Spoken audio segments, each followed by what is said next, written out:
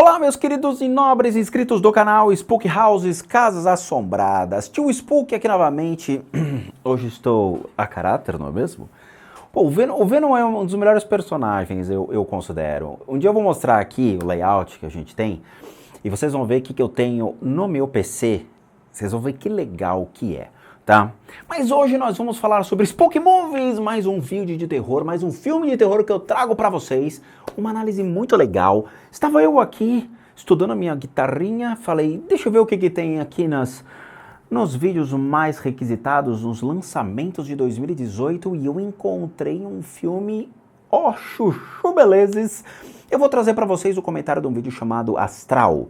Não é a Xuxa, né, o Xuxa e seus contra o baixo astral, não é. É um vídeo muito legal, um filme que me impressionou e eu vou falar para vocês o que se trata daqui a pouquinho. Então sentem-se e acomodem-se, porque a gente vai falar de um vídeo que vocês vão gostar.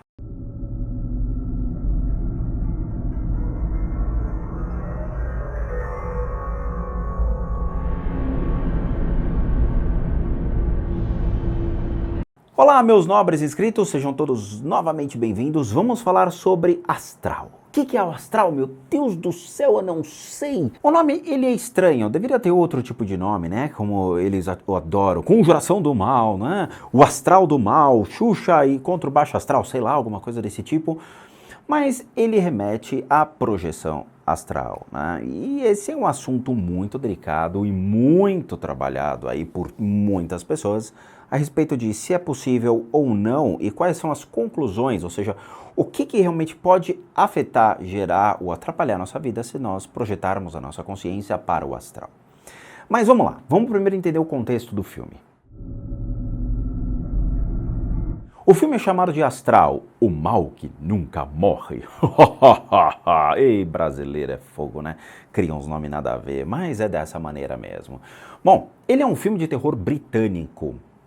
Ok. Ele entra no contexto daquele que a gente chama de Paranormal British Horror. Uma coisa desse tipo. Foi lançado em 2018 e é produzido e dirigido por um cara chamado Chris Moe. Infelizmente o Chris, ele não tem muito know-how sobre o assunto, ele só fez realmente um curta chamado Two Line Terrors. Ok, e o filme ele tem um elenco, como vocês viram, é um elenco curto, né? Ou seja, tem, sei lá, 10 pessoas, 10 pessoas que podem interferir sobre a vida do ator principal, e eles não são tão famosos assim você observando, mas muitos deles fizeram o famoso Leatherface, que é o Massacre da Serra Elétrica, também traduzido como, né, dessa maneira, mas é o Leatherface.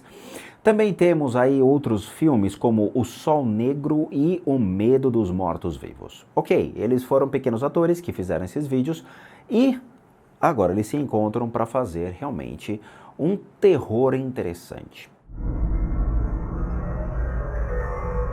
Bom, obviamente a ideia aqui, antes de mais nada, é a gente abordar as questões espirituais, se é factível ou não, mediante a história. Então alguns spoilers vão ser dados, mas eu acho que é interessante analisarmos o contexto do filme para validar as informações, se realmente ele segue uma linha real, de uma ideia linear de é possível ou não fazer a projeção astral, mediante ao que o filme apresenta, ou, de novo, ele entra no terror hollywoodiano de Conjuração do Mal, atividade paranormal, aquelas coisas que Hollywood ama fazer.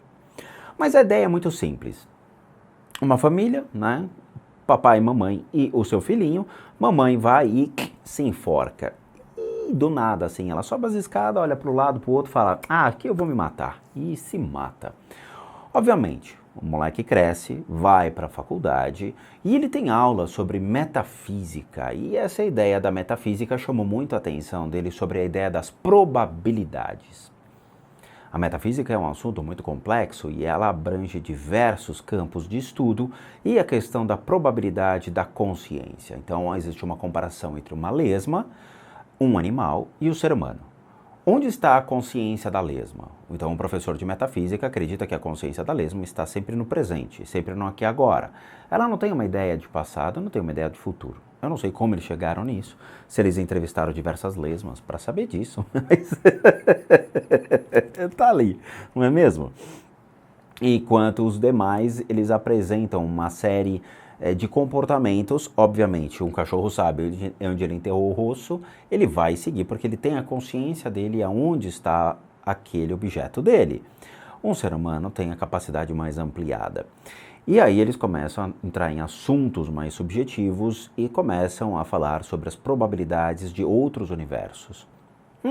Outros universos, que estranho, o que pode envolver outros universos? E aí o nosso queridíssimo protagonista, o nosso querido Alex, ele começa a ver a possibilidade de se comunicar com o mundo invisível. Por quê? Saudades da mamãe, né? Como todo mundo, não é? E, infelizmente as pessoas não conseguem deixar os seus mortos em paz, então eles querem cutucar os mortos para saber se eles estão bem. Mesmo não tendo boleto para pagar, dívidas no banco, não tendo mais encheção de saco de pagar conta de água, luz em dia, porque a gente acaba esquecendo dessas contas, mas tem que cutucar os mortos, não é mesmo? Fazer o quê? Então ele se vê na necessidade de, será que eu consigo falar com os mortos? Ele vai atrás do que eles chamam de projeção astral.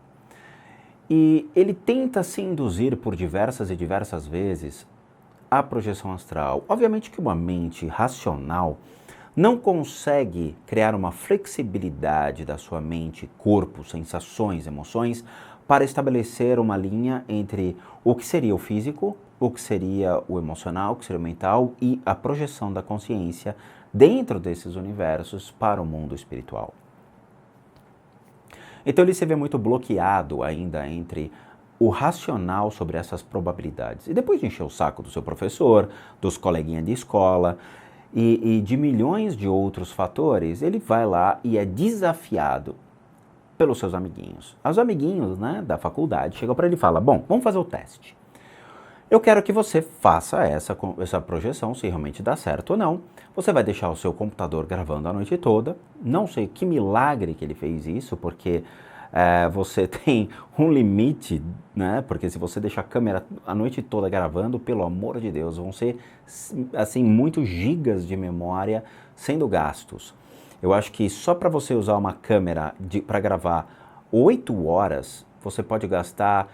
Cada bloco de 20, 25 minutos levam 4 gigas. Aí vocês fazem a conta. 4 gigas de memória por uma gravação de cerca de 25 minutos a meia hora. 8 horas? Haja HD para isso, hein, Alex? Haja HD. Mas ele foi lá e encarou o desafio, ligou o notebook dele, deixou gravando. E aí teve os iriguiduns lá, uns barulhos estranhos, coisas que derrubaram na cama e tal. Eles falaram, tá, vamos para a segunda parte. Ainda não me convenceu, senhor Alexis. Aí ele vai lá e usa um pêndulo. O pêndulo já é algo interessante. Eu achei uma coisa interessante, eles utilizando a figura de um pêndulo dizendo, bom, vamos ver se seu espírito consegue interagir com a matéria. Considerando que o seu espírito ainda vai estar preso ao seu corpo físico, ele pode utilizar-se de uma possibilidade para mover a matéria. Lembrando, esse é um teste muito complicado. Muitas pessoas poderiam até mesmo tentar fazer esse teste. Acho que é até válido, mas... existe um preço a ser pago. E foi aí que o Sr. Alex rodou. Na hora que ele faz essa projeção da consciência e faz a ideia de entrar no astral, ele consegue mover o pêndulo. Mas ainda assim tem dúvidas. O pessoal falou, não, mas está perto da janela, não é bem assim, não é assim e tudo mais. E aí é que ele tenta de novo por mais uma vez e aparece algo no quarto. Uma brecha foi aberta. Um portal de um Spook. Não, o portal não existe. Bom, vamos lá. Não é um portal que se abre, mas ele chama a curiosidade do mundo espiritual para com ele. E isto seria factível? Vamos entender um princípio. O que é a viagem astral? Bom, a viagem astral ele torna-se um termo usado para descrever uma experiência em que o indivíduo se nota fora do seu corpo físico, podendo aí perceber o ambiente à sua volta e até interagir com pessoas também projetadas. Muito bem, esse tipo de experiência, também conhecido como projeção consciente ou viagem astral, ela é estudada pela projeciologia, que busca entender as projeções da consciência e suas manifestações fora do corpo biológico, e as suas ações em dimensões não físicas.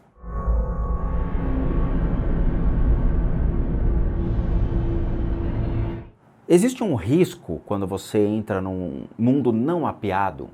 Como assim não mapeado? Existem institutos que buscam estudar esse tipo de coisa. Aqui mesmo no Brasil existem institutos que tentam justificar por A mais B que existe sim a capacidade de projetarmos não só consciência, mas utilizarmos nosso espírito para interagir no mundo espiritual. Com o avanço da projeciologia, ou seja, a projeção da consciência, muitos centros espíritas perceberam que existe uma possibilidade de interagir utilizando esse mecanismo para com o auxílio às pessoas. Eles têm um nome para isso.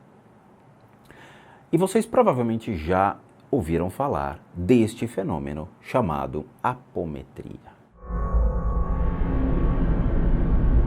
A apometria é basicamente essa projeção astral onde os médiuns que já frequentam centros espíritas, já têm o seu fundamento teórico, já têm o seu alicerce e as ferramentas para poder trabalhar o seu espiritual, eles emergem dentro de universos para poder retirar as melecas que estão junto a um ser humano. É igual à Idade da Pedra, quando você faz a primeira roda, não é? É comparar a primeira roda com a Goodyear. Essa é a apometria. Por que eu falo isso? Eu conheço a apometria, eu já tive do lado de pessoas que faziam apometria e eram pessoas que possuíam o seu corpo de energia sujo, diversas doenças causadas pelo excesso do desgaste da apometria e corriam riscos desnecessários, atraindo milhões e milhões e milhões de obsessores para dentro da sua casa. Então o filme, ele parte de um princípio real. Na hora que eu projeto a minha consciência para o mundo espiritual com uma finalidade, o mundo espiritual ele devolve isso para mim dizendo, eu também tenho a mesma curiosidade que você tem. E isso não é legal. O filme ele relata exatamente os riscos que Alex corre atraindo o que eles chamam de povo das sombras. Okay. O que é o povo das sombras? Meu Deus do céu, tio Spook! O povo das sombras nada mais, nada menos são vultos que nós vemos. Esses são o povo das sombras. São os vultos, aquelas almas que inicialmente estão perdidas dentro do mundo espiritual. Aqueles que vagam, querendo uma explicação, aqueles que vagam ainda carregando suas doenças, aqueles que vagam ainda carregando seus sofrimentos que ainda não foram sanados, que são os rejeitados, ou melhor, aqueles que rejeitaram a Deus. Então eles ficam vagando. Você já provavelmente já viu o seu vulto hoje, não é mesmo? Passou alguma coisa aqui? Cadê? Meu Deus do céu. E aí é muito legal, porque o filme é aquela coisa, né? Eu estou vendo um vulto. Aí ele acende a luz, sumiu. Ele apaga a luz, ele tá ali. Opa, acendeu. Lembra muito Lights Out. Lembra muito Lights Out. A única coisa é que a criatura é uma fumaça. Ok.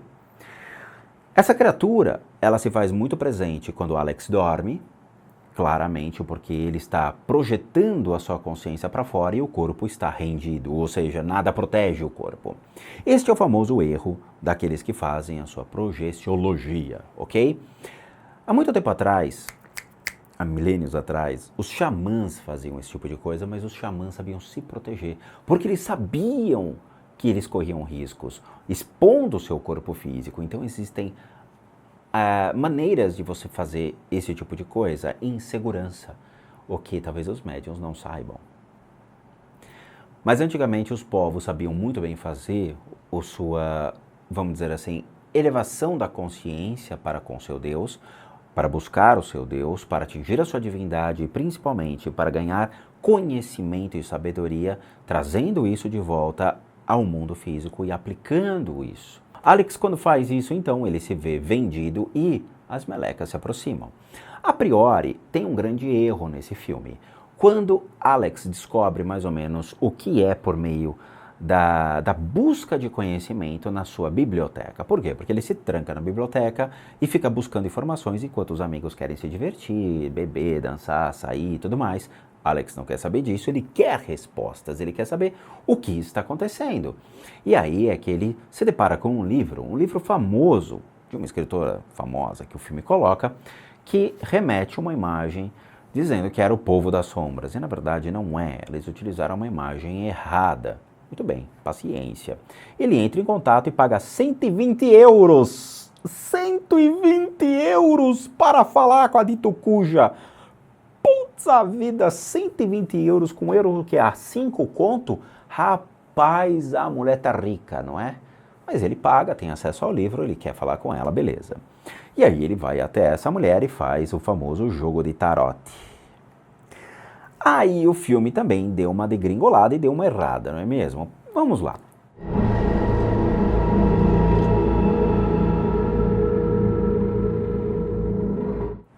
E aí ele vai atrás dessa mulher, pagou 120 euros, não é mesmo? Tem direito a free pass.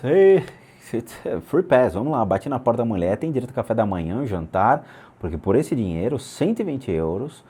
E o jogo de tarô foi um jogo muito, muito interessante. Por quê? A mulher fez o procedimento de uma maneira bem correta, como se fosse uma taróloga bem profissional mesmo sobre o assunto. Embaralhou as cartas, colocou na mesa, o Alex foi lá, mexeu nas cartinhas, ela pegou e colocou 3 cartas sobre a mesa. Dessas 3 cartas, nós temos 3 cartas infelizmente carimbadas por Hollywood. Vira e mexe em todos os jogos de tarô, ela sai. Mas, vamos lá. Primeira carta, eu acredito que foi o enforcado. Sim. A segunda carta foi a torre e a terceira carta, adivinhe só? Eu vou falar daqui a pouco, mas vão pensando, a gente já sabe o que é. Bom, o enforcado, obviamente, ou é o enforcado ou o eremita. Uma dessas 2 cartas remetia à postura do Alex naquele momento. Afinal, uma pessoa que se isolou, perdeu muitos amigos, perdeu a questão da vida dele para se, vamos dizer assim, se projetar ao desconhecido. Ok, poderia ser o enforcado, mas também poderia ser o eremita, porque ele adquiriu o conhecimento. A segunda coisa, a carta que saiu foi a torre. A torre demonstra a perda de certas coisas. Alex estava perdendo as coisas? Acho que não. A única coisa que ele perdeu foi a mãe, mas até então ele não tinha perdido mais nada. Nisso o jogo não foi muito assertivo. Poderia ter colocado a lua. A lua é muito interessante porque vai remeter a sensações, emoções de medo, de angústias, de aflições, de incertezas. O diretor errou, hein? E a terceira carta, cartinha carimbada, El Diablo. Infelizmente é Hollywood, não é mesmo? E colocou o diabo como se o mal, meu Deus, está te perseguindo. É o demônio. É o cramunhão atrás de você, Alex. E isso o filme errou. Mas tudo bem. Vamos dizer que o diabo realmente fosse a carta escolhida. O diabo em si, ele não é uma carta ruim. O diabo é uma carta diferenciada. É uma carta que pode estar demonstrando conflitos dele para com ele, pode estar demonstrando energias ruins sobre ele, posturas ruins, ou mesmo uma possibilidade de um inimigo ou alguém que esteja o manipulando. Obviamente, essa carta deve estar em comunhão com as demais, é uma leitura seca a partir de uma única lâmina. Tudo bem? Então, nós temos ali um ser que estaria atrás dele o manipulando. O capetinha que ele se depara durante o projeto, a projeção da consciência dele, estaria manipulando ele? Não. Ele não tinha feito nada, a não ser ter se aproximado. Muito bem. E aí, então se faz a briga final. O Alex vai lá dar os erguidão dele, a criatura aparece e tudo mais, tal. E aí, o final, vocês vão assistir. Mas tem algumas coisas que me deixaram realmente chateado, tem coisas que me deixaram encafufados. E a primeira e a única pergunta do vídeo, eu vou fazer no final. Eu acho muito interessante porque a criatura ela se apodera do Alex, ou seja, ele é meu. Então ele tá lá, né, no bem bom com a namoradinha, tal, eles, né, acabaram de fazer só love, eles estão deitados na cama e de repente aparece a criatura atrás dele fazendo um cafunézinho na cabecinha dele. Alex abre o olho e fala, rapaz, o bicho vai pegar. E aí a namoradinha dele desliza pro chão, quer dizer, tem que ter esse fenômeno. Tá? Ele é questionável? Claro que é, né? Imagina, a criatura estava fazendo carinho no Alex e de repente a menina foi e escorregou achando que estava o quê? No Wet n Wild e desceu o toboágua da cama dele e foi pro chão. Ele automaticamente já pula em cima da menina e fala, pelo amor de Deus, me ajuda, vou falar o que está acontecendo. E a criatura tá lá olhando, dizendo, ué, não foi o suficiente?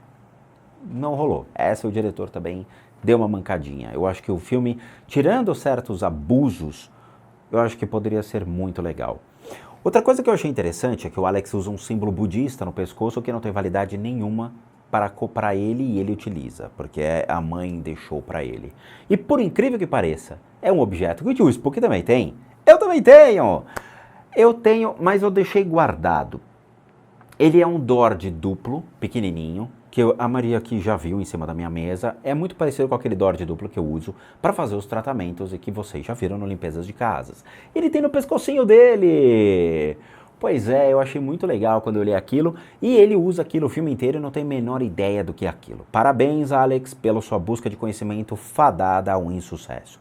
Porque afinal você tem um objeto budista de grande valia no pescoço e você é incapaz de poder entender o que ele realmente pode lhe proporcionar em termos de possibilidades de uso ou de até mesmo de um tratamento. Porque você pode utilizá-lo para fazer um processo de autopurificação. Mas o diretor usou aquilo porque achou legal, eu acho que estava sobrando em cima da prateleira. Tipo, vamos pegar porque vale a pena, entendeu? O que é isso? Eu não tenho a menor ideia, mas eu vou utilizar.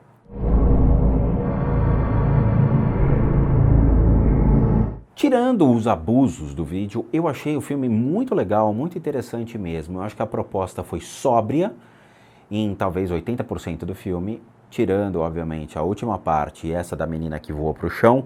O restante, ele é curioso. Eu acho que o restante faz com que a gente desperte mais uma curiosidade sobre o fato de, será que existe realmente o povo das sombras? Será que existe algo além do físico?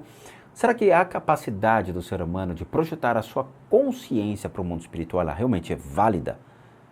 Acho que esses são apontamentos que o diretor do filme quis colocar e torna-se válido isso. Não houve tantos abusos assim como nós vemos nos outros diretores de Hollywood, mas eu gostei do filme, eu achei um filme sóbrio e um filme que vale a pena assistir, tá bom? E até agora, uma única pergunta ecoa na minha cabeça. Que raios que aquela atriz bonita quis se meter com o Alex? Porque o Alex é torto, zoado, não tem menor conhecimento de nada e a menininha mais bonita do filme fica atrás dele querendo dar bola para ele. Essa é o maior questionamento do filme. Tirando todos esses fatores, que ao meu ver já tem explicações, até agora eu não entendi o porquê que a mocinha do filme quis ficar do lado dele. Essa é a maior questão. Bom, assistam e aí depois vocês me dizem o que vocês acham realmente, tá bom? É isso, meus amigos, este é o Spook Movies. A gente vai falar sobre as questões de espiritualidade sobre os filmes e vamos ver se realmente existe uma assertividade ou não, se é lógica ou não e por que raios essa menina foi se meter com um cara tão zoado. Mas fica aqui a minha dica, tá bom? Assistam, depois vocês escrevam aqui no box para dizer o que vocês acharam ou não. É isso, meus amigos. Bom, eu vejo vocês então nos próximos vídeos do Spook Movies. Eu espero que vocês gostem dessa playlist, porque está começando e a gente vai fazendo ajustes e vamos acertando aqui para que fique realmente no gosto de vocês. Tá bom? Muito obrigado a todos e vejo vocês então nos próximos vídeos. E aí sim, bons sustos a todos nós.